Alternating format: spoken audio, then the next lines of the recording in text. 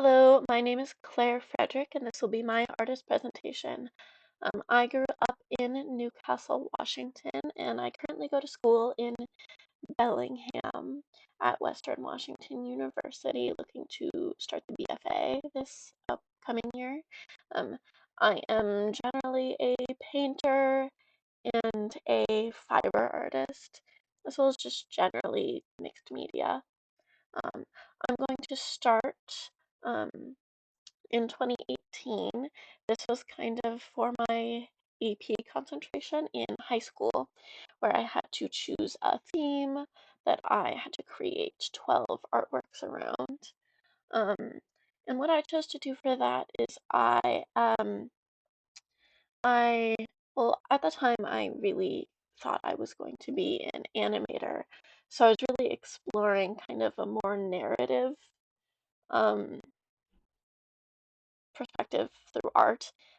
So I created this story where it was like the story of these two immortal lesbians traveling through time, meeting, falling in love, going on various misadventures.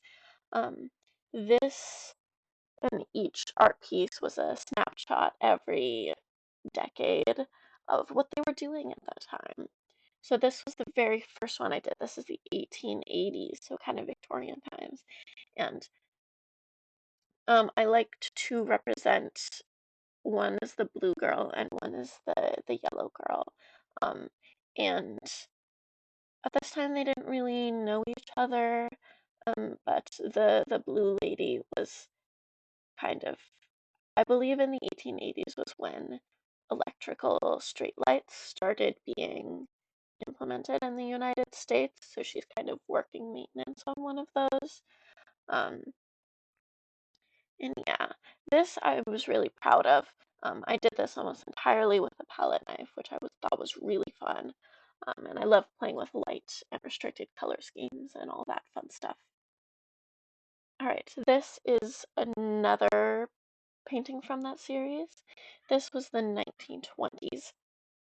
This is when they had met and they were starting to like be together, but the yellow lady was in this kind of dangerous, hostile living situation with this man.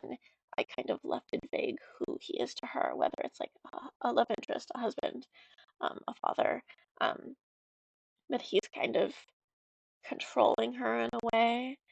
Um, and these two women here are kind of in a queer space, in this kind of sad place where no one really feels that connected to the outside world.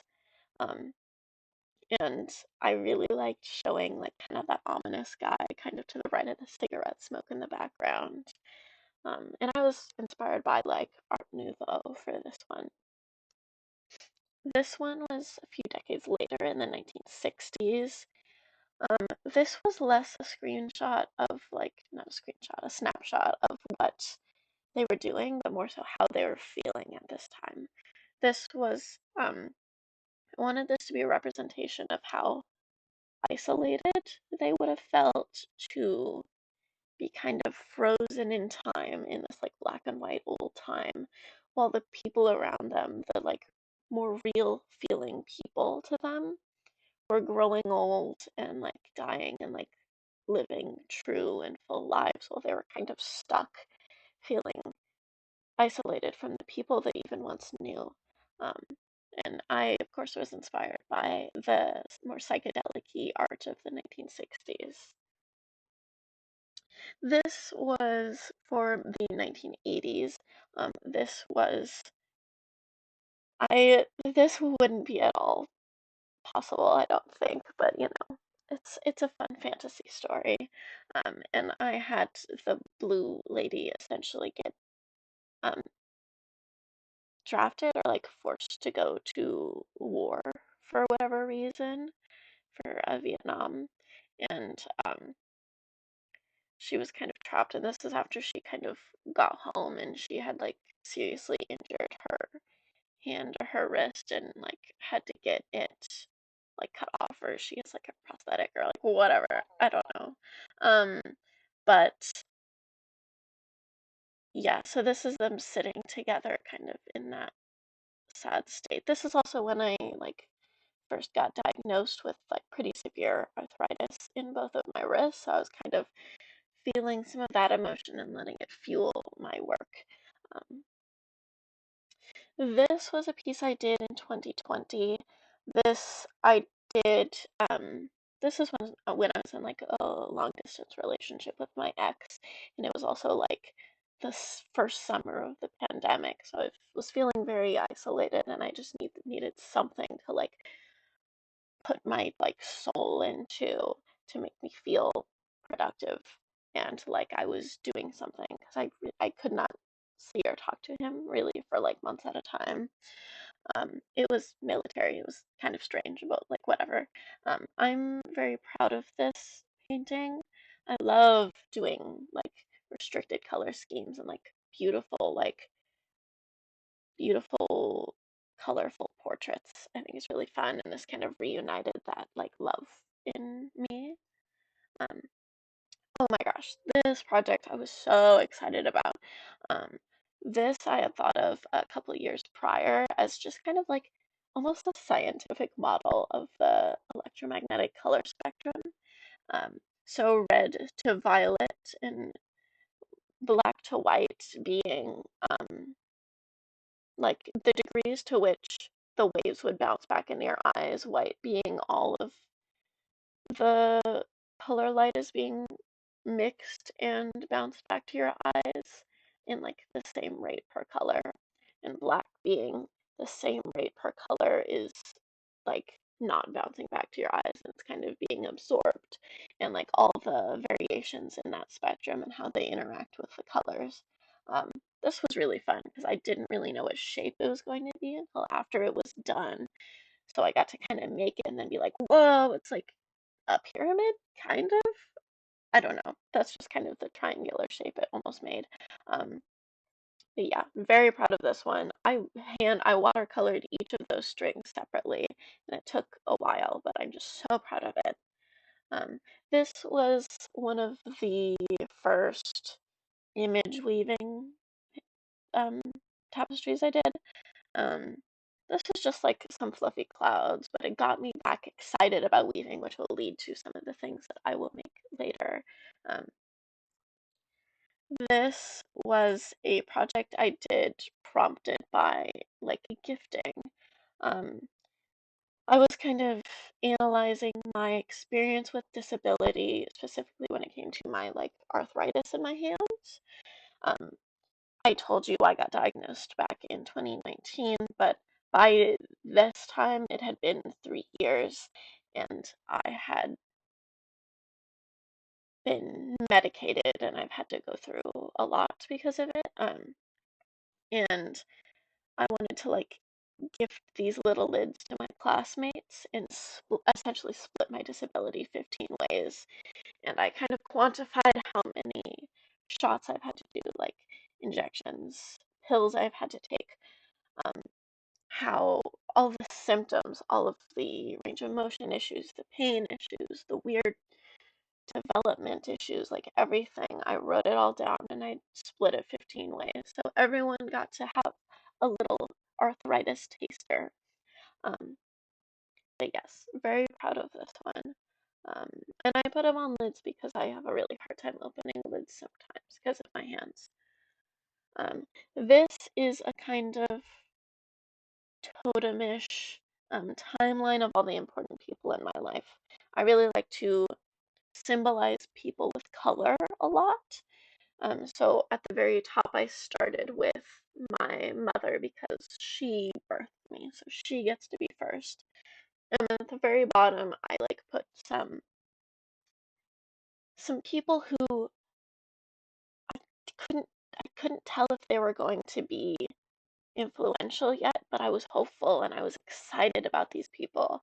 And they were like, maybe these people could go on here someday. So they were like dangling off the bottom. Some of those people like would have made the cut if I continued to this.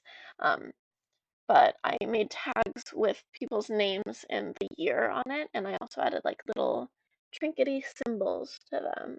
Like Wonder Woman is on the left at the top, and that is for my mother. Um, all right, this next one is kind of a analysis of self-reflection and kind of like when you're standing at the precipice of coming out and it feels really confined, but like behind you, there's this whole world of self-reflection that you don't see yet. Especially when it comes to clothing and like how queer communities express themselves with clothing. Um, I used asexual colors of black, gray, white, purple, um, and I don't know, I was really happy about this one.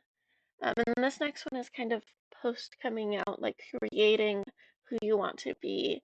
Like, and I imagine myself in this big old fluffy, wonderful dress and like spinning on the spinning wheel, creating my art, working with yarn. Because I had just learned how to spin on a spinning wheel. And I just like it's kind of a final form, and you're like floating in the sky, and it's very dramatic and exciting. Um, this next one is like one of the most intensive processes I had ever worked on. It's ECAT, it's weaving. And it's a wild process where you have to like tie off and dye and tie off and dye again. And like, um, it's really wonderful and complicated. And I love using fruit imagery. So I use some strawberries and pinks and greens, which I love. This is about, well, at this time I was kind of coming to the terms with the fact that I was probably some form of neurodivergent. So I was doing a lot of self reflection. Um, I do a couple different things as my nightly routine. Um, this one being, I have like this wonderful daily journal where like it has the day's date on it and like 5 spaces where it's 5 years worth of passages. So you go through the book once, writing in the first space, and then you go through the book again in the second space, and you can see what happened in the previous year. And like now I think I'm on like the fourth year. So I like can look and see what I did 1, 2, 3 years ago, which is really cool and a great way to see how much you've grown. But these are like once a month um, pages from that book. And then another thing I do as my nightly routine is I do like a daily doodle. Um, and I kind of found the book from right after I broke up with an ex. Um, and I kind of wanted to examine like scientifically almost like the emotions I was going through following this breakup. Like the very top left was the day that I broke up with him, and then I looked at my daily journal to see what kind of day I was having, and I kind of color coded it. Like blues were the sad days, purples were like good normal days, yellows were happy days, oranges were anxious days, um, and yeah, and then um, I just think it's so fun to like almost do like a study of your life in that way and see what you can find out when you lay all the data in front of you. Um, this was a painting I did when I was studying abroad in France. I was really inspired. They had a lot of pomegranates growing there. They had trees, which I had never seen before, which is so cool. Um, and so I made pomegranate dye from pomegranates I harvested, which is that yellow of that paper. Um, and I wanted to kind of connect to the myth of Persephone and how the pomegranate's kind of trapping her. Because I think I felt kind of trapped in my feelings at this point in time. And I loved like the idea of creating an almost pixel art-y image of myself in these pomegranate seeds, like trapped in there.